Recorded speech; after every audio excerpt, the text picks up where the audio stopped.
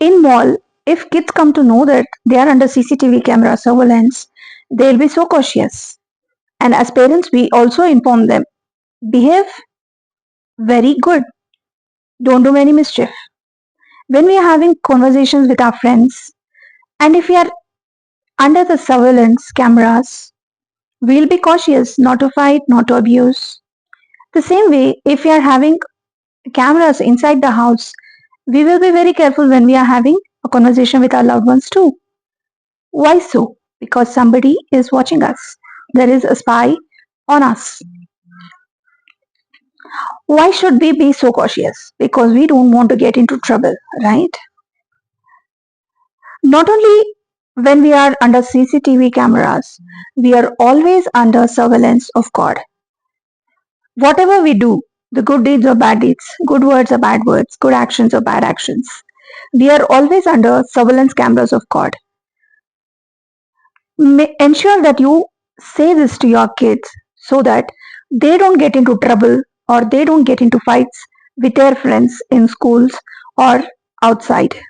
Watch the story which shows the same thing, that God is present everywhere.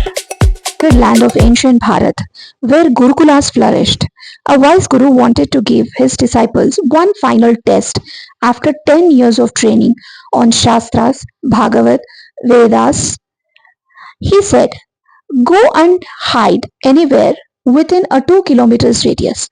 I will come find you. All the students scattered into the forest.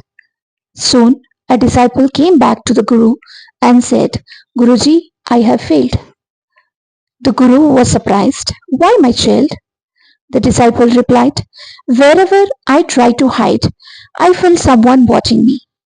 I couldn't be alone. Who was watching you? The Guru asked.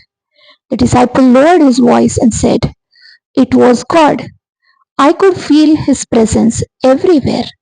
I cannot hide from him.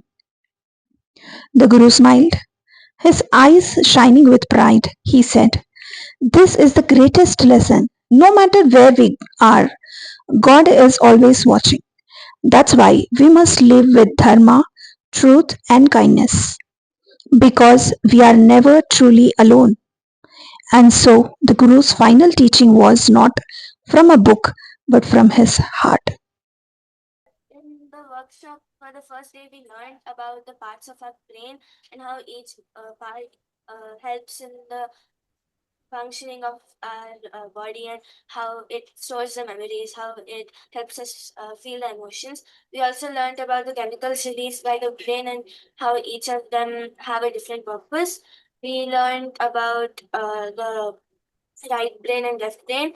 The right brain helps us to, it basically thinks emotionally and is very creative, while the left brain is logic thinks logically and is more in science, helps us in science and maths.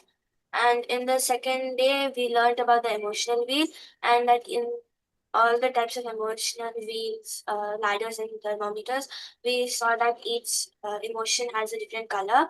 In We also learned about the emotional ladder, which is like a staircase of feelings. And today we learned about the difference between emotions, feelings, and moods, and how all of them are interconnected. We learned about the five parts to the emotions, and we also learned about reacting and responding. And we took the example of a bottle of Coca Cola and a bottle of water. We learned about the emotion thermometer, and we learned that sleep is very important. We also learned that being externally motivated overrides the insecurity and emotion that we feel inside. And we learned that there are four things that we need to be successful in life. Thank you very much, and I appreciate that you have explained it thoroughly, and that means you are listening each and every part of the session. So, thank you very much, Vaibhavi. That was a small review from Emotional Loop session, which was conducted recently. Thank you all, making it a huge success and for the support. Likewise, we are going to bring up another session exclusively for women, which is called Inner Globe. If you would like to register, description you have the registration link. Thank you for your time, and please do subscribe and like, share. Signing off, Tara Satish.